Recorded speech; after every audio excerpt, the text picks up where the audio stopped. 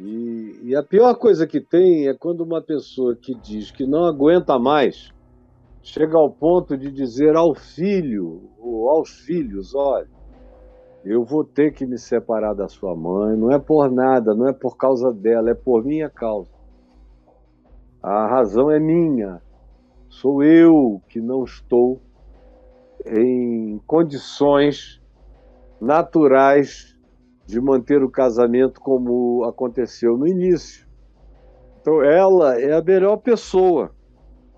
Eu não tenho nada a dizer dela, a não ser admirá-la e falar bem dela. E eu quero que todo carinho, todo amor, todo cuidado de vocês se concentre nela. E eu espero poder continuar a receber também o mesmo carinho, o mesmo respeito de vocês. E o que um filho, uma filha tem que fazer numa hora dessa é dizer: pai, você tem sido um grande pai, nós te amamos, queremos que você seja feliz, nós só pedimos duas coisas. A primeira é que você continue a tratar a minha mãe com toda a dignidade, respeito, carinho, que você a poupe de tudo que ela possa ser poupada nesse início de separação. Porque às vezes a pessoa que está indo embora não tem sabedoria ou está muito apaixonada, quando é o caso de separação aqui, por causa de uma paixão ali. E quando é esse o caso, é muito perigoso. Quando a paixão, quando não está presente, quando a separação decorre do indivíduo já está ali há anos e ter esgotado todo o recurso pessoal, não de amor, mas de amor conjugal, porque amor não acaba. Amor conjugal é que pode acabar. Mas você veja que no caso dele o amor conjugal acabou, mas o amor fraterno não, porque ele tem por ela, segundo você disse, toda admiração e carinho. Ele a ama. Só que ele não pode dizer para a mulher: ô, minha mulher, eu te amo, mas vou embora, porque parece cinismo. Nenhuma mulher gosta de ouvir isso. Quando eu estava me separando e eu amava muito, muito, muito a mãe dos meus filhos, eu cometi uma ou duas vezes o equívoco de dizer para ela que nós estávamos nos separando, que a razão e a culpa era minha, mas que eu a amaria para o resto da minha vida e que eu a amava. Aí ela ouviu aquilo uma vez, duas vezes, na terceira falou: posso te pedir uma coisa? Chorando. Ela falou: nunca mais diga que me ama, porque a mim não me interessa esse outro amor. Esse aí você ama, dona fulana, dona cicrana, ama todo mundo, você é um cara que ama. Eu nunca vi você odiar. Agora, o amor que interessa a uma mulher casada é o que você me disse que já não tem para dar, ou nunca teve para dar do jeito que eu aspirava. E eu entendi completamente. E já fez 25 anos. E eu nunca mais disse a ela que a amava, porque eu sabia que aquilo chegava numa outra perspectiva. Eu digo agora que ela está casada, feliz, há uns 13, 14 anos, cheia de amor cúmplice, ela está muito, muito bem casada, muito feliz e o meu coração se enche de alegria. E eu agora que ela é amada por um homem como ela deveria ter sido amada por mim, cuidada. Eu a cuidei dela muito bem, disso eu não tenho nada a dizer, nem para ela, nem para a família dela, nem para os anjos, nem para ninguém. Eu cuidei bem dela, com todo amor, praticamente a criei, porque eu a peguei com 16 anos. Mas hoje eu posso dizer para ela que eu a amo, e ela também pode me retribuir, porque ela sabe que eu amo a minha mulher loucamente e ela ama o marido dela. Ela ficou curada de mim completamente, graças a Deus. Então hoje a gente pode declarar amor um para o outro sem que alguém saia ofendido da história. Então, o que você tem que pedir, eu disse duas coisas. Número um, tratar a mãe de vocês, a mulher, ex-mulher dele, com todo amor, com todo respeito, com todo carinho, com todo cuidado, com todos os cuidados que ela precise, e que ele não negue jamais esses cuidados a ela e ao todo da família. E a segunda coisa que você deve pedir é que, se ele tem já uma outra pessoa, ou se ele visa colocar uma outra pessoa, que ele fique pelo menos o primeiro ano, ou o primeiro ano e meio, bem distante, no sentido de não levar essa outra pessoa para casa, não ficar no carro esperando vocês, filhos, para saírem para jantar com ele, com ela, de modo que a ex-mulher possa abrir a janela e ver. A maioria das mulheres não tem maturidade para lidar com isso. Eventualmente, uma das poucas, a única que eu realmente conheço. Eu sei que deve haver mais pessoas assim, mas a única mulher que eu conheço que lidaria com isso sem nenhum problema é a minha mulher Adriana. Ela, eu sei que tem uma maturidade para além do normal. Agora, a grande maioria fica com ciúme, fica zangada e transfere a zanga para os filhos, acham que os filhos estão traindo, e voltaram sorrindo, saíram com o pai e a atual mulher e voltaram às gargalhadas. Não, peça para o pai que, se existir algo assim, ou for existir algo assim, ele respeite um tempo. É como um luto. A gente tem que dar um tempo para o enlutado. E um luto de divórcio é mais longo do que o luto da perda de um ente querido, que depois de um mês, 2 meses, a gente já está falando a respeito do assunto. Às vezes começando até a evocar as coisas melhores, mais engraçadas. Agora, num divórcio, no mínimo 1 ano. E se ele tem alguém, peça a ele para... No início, ele não precisa nem sair apresentando vocês a ela, basta ele deixar vocês se acostumarem à ideia de que ele já não está só. Só depois que vocês já estiverem mais acostumados a essa ideia, e ele próprio tem a certeza de que se trata de uma pessoa legal, madura, que não é uma infantiloide, que vai criar desavença entre ele, os filhos e a família, porque 80% das mulheres que chegam depois na vida de um homem, que teve mulher e tem filhos, são, às vezes, mulheres que não mereciam entrar, são infantis, são exigentes, são ciumentas, são gananciosas, querem tudo para eles, querem que o ex-marido esqueça que a ex-mulher existe. Tem umas que querem que o indivíduo abandone os filhos, de tão perversinhas que são. Então, diga para ele dar um tempo, para ele ver bem quem é, com quem ele está, e só chamar vocês para dentro dessa relação no dia que ele tiver certeza absoluta que se trata de uma pessoa do bem, e que vai tratar todo mundo bem, e que não vai ficar com ciúmes e com divisões e com desavenças. Peça só isso a ele. Agora, no mais, o que você vai fazer, cara? Você tem poder de fazer teu pai ter tesão pela tua mãe? Ele não tem, você vai ter. Qual é o milagre? Se nem Deus se meteu nessa história entre um homem e uma mulher.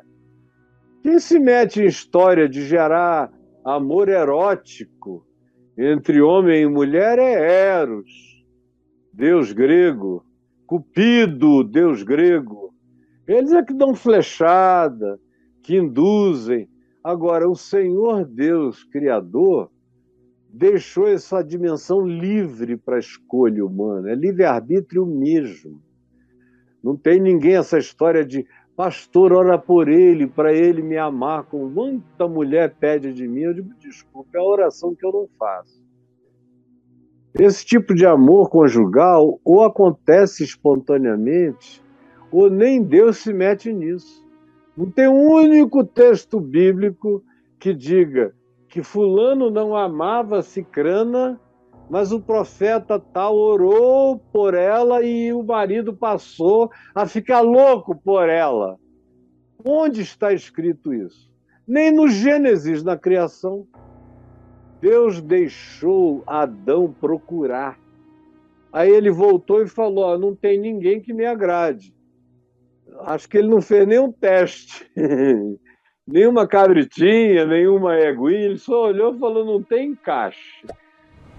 Aí ele ficou dizendo: eu tenho tudo, mas eu também tenho uma solidão que só pode ser ocupada por uma pessoa que seja igual a mim, que me seja idônea, com quem eu possa olhar nos olhos.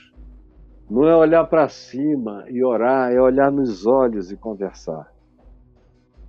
Aí veio a mulher, mostrando que esse é um assunto no qual Deus não se mete. É soberania do coração humano essa escolha. E ele deixa que seja assim. Às vezes a gente acerta, às vezes a gente erra, mas ele deixa que seja assim porque sem a experiência do acerto, ninguém acerta. Sem a experiência do erro, ninguém erra para acertar depois. E essa é uma coisa que não tem nada escrito em lugar nenhum, não existe manual nem protocolo. É para ser a manifestação do segredo, das afinidades que se conjugam no mistério daquilo que é inexplicável. Como diz o livro de Provérbios, no capítulo 30, quando o sábio diz que há 3 coisas que são maravilhosas demais para ele. Sim, ele diz, há 4 que eu não entendo. Aí ele diz, o caminho da águia no céu, o caminho da cobra na penha e o caminho de um navio no meio do mar. E a coisa que ele não entende é o caminho de um homem com uma donzela. 3 coisas maravilhosas demais. O caminho da águia no céu, porque é uma coisa fantástica, meu Deus.